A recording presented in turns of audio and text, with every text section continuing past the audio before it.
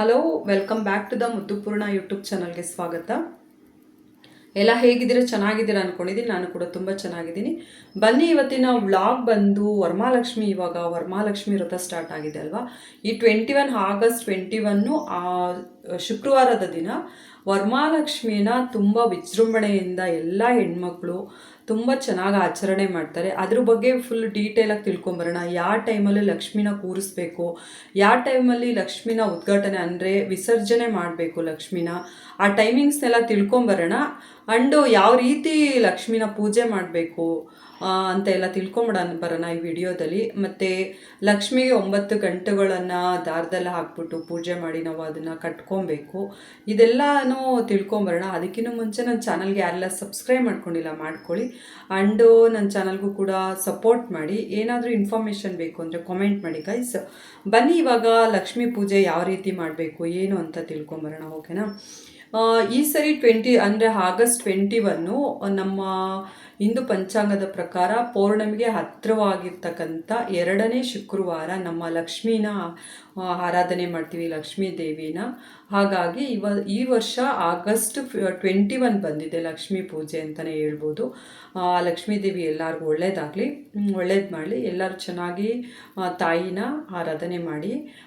ಇವಾಗ ಏನಪ್ಪ ಅಂದರೆ ಮುಹೂರ್ತ ಅಂದರೆ ನಾವು ಬೆಳಗ್ಗೆ 4:36ರಿಂದ 5:22 ಬೆಳಗ್ಗೆ ಮಾರ್ನಿಂಗ್ ಟೈಮಲ್ಲಿ ಬ್ರಾಹ್ಮಿ ಮುಹೂರ್ತ ಬರುತ್ತೆ.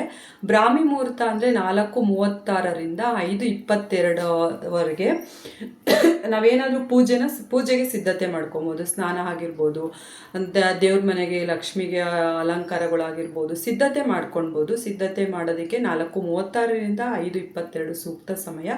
ಅದಾದಮೇಲೆ ನಾವು ದೇವಿನ 6 ಗಂಟೆಯಿಂದ ಸ್ಟಾರ್ಟ್ ಮಾಡಬೇಕು ಲಕ್ಷ್ಮೀ ದೇವಿಗೆ ಪೂಜೆ ಮಾಡೋದು. 6 ಗಂಟೆಯಿಂದ 7 ಗಂಟೆವರೆಗೂ ಒಳ್ಳೆ ಸೂಕ್ತ ಸಮಯ ಅಂತ ಹೇಳ್ಬೋದು ತಾಯಿಗೆ ಪೂಜೆ ಮಾಡೋದಕ್ಕೆ. ತುಂಬ ಶ್ರೇಷ್ಠವಾದಂಥ ಸಮಯ ಅಂತಲೇ ಹೇಳ್ಬೋದು. ತಾಯಿಗೆ ನಾವು ಪೂಜೆ ಮಾಡೋದಕ್ಕೆ 7:30 6 ಗಂಟೆಯಿಂದ 7:30ರವರೆಗೆ ಸೂಕ್ತ ಸಮಯ.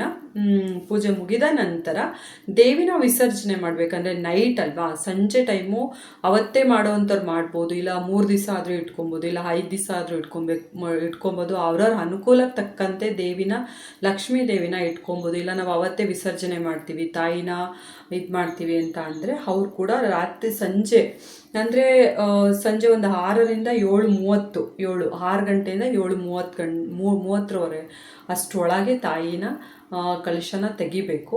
ಅಂದರೆ ತಾಯಿಗೆ ಏನು ನಾವು ಅಲಂಕಾರ ಮಾಡಿರ್ತೀವಿ, ಪೂಜೆ ಎಲ್ಲ ಮಾಡಿರ್ತೀವಿ ಬೆಳಗ್ಗೆ. ನೈಟು ನಮಗಾಗಲ್ಲ. ಇವಾಗ ಕೆಲವರೆಲ್ಲ ಏನಪ್ಪ ಅಂದರೆ ದೇವ್ರ ಮನೇಲಿ ಇಟ್ಟಿರ್ತಾರೆ, ಅವರೆಲ್ಲ ಒಂದು 3 ಡೇಸು 5 ಡೇಸ್ ಆ ಥರ ಇಟ್ಕೊಬೋದು. ಬಟ್ ಕೆಲವರೆಲ್ಲ ಹಾಲಲ್ಲಿ ಜೋಡಿಸಿರ್ತಾರೆ, ಅವ್ರಿಗೆ ಅನುಕೂಲ ಇರಲ್ಲ. ಅವತ್ತೇ ನಾವು ತೆಗಿಬೇಕು ಅಂತ ಅಂದಾಗ ನಾವು ಸಂಜೆ 6 ಗಂಟೆಯಿಂದ 7:30 ಒಳಗೆ ತಾಯಿನ ನಾವು ತೆಗಿಬೋದು. ಆ ರೀತಿಯಾಗಿ ನೆಕ್ಸ್ಟ್ ಏನಪ್ಪ ಅಂತಂದರೆ ನಾವು ಲಕ್ಷ್ಮಿ ಕಳ್ಸೋಕ್ಕೆ ಇದು ಪೂಜೆ ವಿಧಾನ. ನಾವು ಏನೇನು ಹೇಳಿದೆ ಇವಾಗ ಟೈಮಿಂಗ್ಸಲ್ಲಿ ತಾಯಿ ಲಕ್ಷ್ಮೀ ದೇವಿನ ಆರಾಧನೆ ಮಾಡಬೇಕು ಮತ್ತು ಲಕ್ಷ್ಮೀ ದೇವಿನ ವಿಸರ್ಜನೆ ಮಾಡೋಂಥ ಟೈಮಿಂಗ್ಸು. ಮತ್ತು ಲಕ್ಷ್ಮೀ ದೇವಿಗೆ ಏನೇನು ಹಾಕಬೇಕು ಕಳಸದಲ್ಲಿ ಅಂತ ನೋಡೋದಾದರೆ ನಿಮಗೆಲ್ಲ ಗೊತ್ತು. ಕಾಮನ್ನಾಗಿ ತಾಯಿಗೆ ಒಂದು ಕಳಸ ಇಟ್ಬಿಟ್ಟು ಕಳಸದೊಳಗೆ ನೀರು ಹಾಕಿ, ಶುದ್ಧವಾದಂಥ ನೀರನ್ನು ಲಕ್ಷ್ಮೀ ಕಳಸದೊಳಗೆ ಹಾಕಿ ಅದರೊಳಗೆ ನಾವು ಅರಿಶಿನ, ಕುಂಕುಮ ಅಂಡು ಅಕ್ಷತೆಗಳು ಮತ್ತು ಲಾವಂಚ ಬೇರು ಅಂತ ಸಿಗುತ್ತೆ ಗ್ರಂಥಿಗೆ ಅಂಗಡೀಲಿ. ಆ ಲಾವಂಚ ಬೇರನ್ನು ಕೂಡ ಹಾಕಿದ್ರೆ ಲಕ್ಷ್ಮಿ ಸ್ಥಿರವಾಗಿ ನೆಲೆಸ್ತಾಳೆ ಅಂತ ಹೇಳ್ತಾರೆ. ನೆಕ್ಸ್ಟು ನಾವು ಎಲೆ ಇಡೋದ್ರಿಂದ ಒಂದು ಅಡಿಕೆ ಕೂಡ ಕಳಸದಲ್ಲಿ ಹಾಕಬೇಕು. ಇಷ್ಟೆಲ್ಲ ಹಾಕೋದು ತುಂಬ ಮುಖ್ಯವಾದಂಥ ಪ್ರೊಸೆಸ್ಸು, ಅಂದರೆ ಫಸ್ಟು ಸ್ಟೆಪ್ ಇದು. ಆ್ಯಂಡ್ ಅನುಕೂಲ ಆದರೆ ಇನ್ನೂ ಬೇಕಾದರೆ ಅಂದರೆ ಕಾಯಿನ್ಗಳು ಒಂದು 1 ರೂಪಾಯಿಂದ ಹಿಡಿದು 5 ಕಾಯಿನ್ವರೆಗೂ ಹಾಕ್ಕೊಬೋದು ಬೇಕಾದ್ರೆ ಕಳಸದೊಳಗೆ. ನೆಕ್ಸ್ಟು ಅದು ಬಂದು ನಾವು ಏನು ಮಾಡಬೇಕು ಅಂತ ಅಂದರೆ 3 ಬಾದಾಮಿ, 3 ಗೋಡಂಬಿ, 3 ಒಣದ್ರಾಕ್ಷಿ, 3 ಲವಂಗ, 3 ಏಲಕ್ಕಿ, 3 ಖರ್ಜೂರ, 1 ಕಲ್ಸಕ್ಕರೆ, ಇಷ್ಟನ್ನು ಕೂಡ ಬೇಕಾದ್ರೆ ಆ ಕಳಸದೊಳಗೆ ಹಾಕ್ಬೋದು. ನೆಕ್ಸ್ಟು 1, 3, 5 ಇದು ಕಮಲದ ಬೀಜ ಅಂತ ಸಿಗುತ್ತೆ, ನಿಮಗೆಲ್ಲ ಗೊತ್ತು. ಅದನ್ನು ಕೂಡ ನಾವು ಕಳಸದೊಳಗೆ ಹಾಕ್ಬೋದು.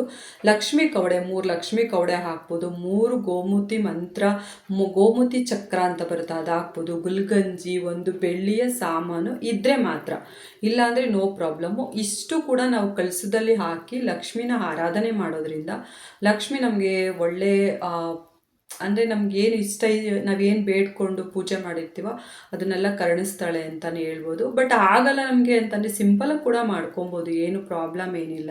ನಮ್ಮ ಮನೇಲಿ ಏನಿರುತ್ತೆ ಅರಿಶಿನ ಕುಂಕುಮ, ಅಕ್ಷತೆ, ಗಂಧ, ನೆಕ್ಸ್ಟು ನಾವು ವಿಳೆದೆಲೆಗೆ ಹಾಕ್ತೀವಲ್ಲ ಅಡಿಕೆ, ಇಷ್ಟು ಹಾಕೂ ಕೂಡ ಪೂಜೆ ಮಾಡ್ಕೊಬೋದು. ತಾಯಿ ಏನೂ ಬೇಜಾರು ಮಾಡ್ಕೊಳ್ಳಲ್ಲ. ಇಲ್ಲ ನಾವು ಇದೆಲ್ಲ ಹಾಕ್ತೀವಿ ಅಂತ ಹೇಳಿದ್ರೆ ನಾವೇನೆಲ್ಲ ಇಂಟ್ರಿಡೆನ್ಸ್ ಹೇಳಿದ್ನಲ್ಲ ಏನೇನು ಹಾಕಬೇಕು ಅಂತ ಕಳ್ಸೋಕ್ಕೆ ಅಷ್ಟೂ ಕೂಡ ನಾವು ಸೇರಿಸ್ಕೊಂಡು ಲಕ್ಷ್ಮಿ ಕಳ್ಸೋದಕ್ಕೆ ಹಾಕ್ಬಿಟ್ಟು ತಾಯಿನ ಪ್ರತಿಷ್ಠಾಪನೆ ಮಾಡ್ಬೋದು.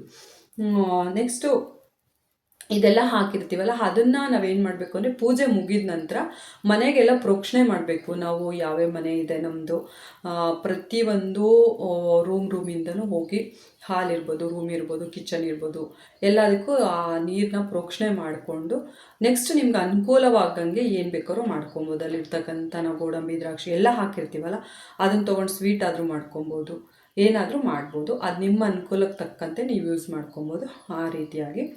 ನೆಕ್ಸ್ಟ್ ಏನಪ್ಪ ಅಂದರೆ ತಾಯಿಗೆ ಸೀರೆನ ಯಾವ ಕಲರ್ ಹಾಕಬೇಕು ಅಂತ ಒಂದು ಡೌಟ್ ಇರುತ್ತೆ.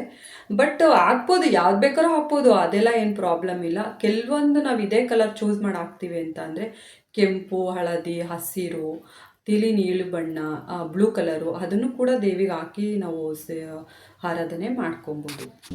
ಮತ್ತು ಏನಪ್ಪ ಅಂತಂದರೆ ಇವಾಗ ಲಕ್ಷ್ಮೀ ದೇವಿಗೆ ಆರಾಧನೆ ಮಾಡೋದಕ್ಕಿಂತ ಮುಂಚೆ, ನಾವು ಪೂಜೆ ಮಾಡೋದಕ್ಕಿಂತ ಮುಂಚೆ ಒಂದು ದಾರ ತೊಗೋಬೇಕು. ಒಂದು ನಿಮಗೆಲ್ಲ ಗೊತ್ತು, ಕೈ ಕಟ್ಕೊತೀವಲ್ಲ ಆ ದಾರ ತೊಗೊಂಡು, ಹತ್ತಿ ದಾರ ಅಂತ ಬರುತ್ತಲ್ಲ ಅದು ದಾರ ತೊಗೊಂಡು ನೀವು ಸ್ವಲ್ಪ ಗ್ಯಾಪ್ ಬಿಟ್ಟು 9 ಗಂಟುಗಳ್ನ ಹಾಕಬೇಕು. 9 ಗಂಟುಗಳ್ನ ಹಾಕಿ ಮಧ್ಯ ಒಂದು ಹೂವು ಇಟ್ಬಿಟ್ಟು 9 ಗಂಟುಗಳ್ನ ಹಾಕಬೇಕು. 9 ಗಂಟೆ ಏನಪ್ಪ ಅಂದರೆ 9 ಲಕ್ಷ್ಮಿ ಸ್ವರೂಪ ಅಂತಲೇ ಹೇಳ್ಬೋದು. ಒಂದೊಂದು ಗಂಟಲು ಒಂದೊಂದು ಲಕ್ಷ್ಮಿ ಇರ್ತಾರೆ. 9 ಲಕ್ಷ್ಮಿ ಸ್ವರೂಪ ಅಂತಲೇ ಹೇಳ್ಬೋದು. ಹಾಗಾಗಿ 9 ಗಂಟೆಗಳನ್ನ ಹಾಕಿ ಅದನ್ನು ದೇವ್ರ ಮುಂದೆ ಇಟ್ಟು, ಲಕ್ಷ್ಮಿ ಮುಂದೆ ಇಟ್ಟು ನಾವು ಸ್ವಲ್ಪ ಪೂಜೆ ಮಾಡಿ 9 ಗಂಟೆ ಹಾಕಿರ್ತಕ್ಕಂಥ ದಾರಕ್ಕೆ ಪೂಜೆ ಮಾಡಿ ಆಮೇಲೆ ನಮ್ಮ ಮನೇಲಿರ್ತಕ್ಕಂಥ ಹೆಣ್ಮಕ್ಳು, ನಾವು ಲಕ್ಷ್ಮಿಗೆ ಪೂಜೆ ಮಾಡಿರೋಗಿರ್ಬೋದು, ನಮ್ಮ ಮನೇಲಿರ್ತಕ್ಕಂಥ ಹೆಣ್ಮಕ್ಳು ಯಾರೇ ಆಗಿರ್ಬೋದು ಆ ದಾರನ ಕಟ್ಕೊಂಡು ನಾವು ಲಕ್ಷ್ಮೀ ದೇವಿಗೆ ಪೂಜೆ ಮಾಡಬೇಕು. ಮತ್ತು ಇದನ್ನು ಯಾರಿಂದ ಕಟ್ಟಿಸ್ಕೊಬೇಕು ಈ ದಾರನ ಅಂತಂದರೆ ನಮ್ಮ ಮನೇಲಿ ಹಿರಿಯರು ಇರ್ತಾರಲ್ಲ, ಯಾರಾದರೂ ವಯಸ್ಸಾಗಿರ್ತಕ್ಕಂಥವ್ರು ಅವ್ರ ಹತ್ರ ಕಟ್ಟಿಸ್ಕೋಬೋದು.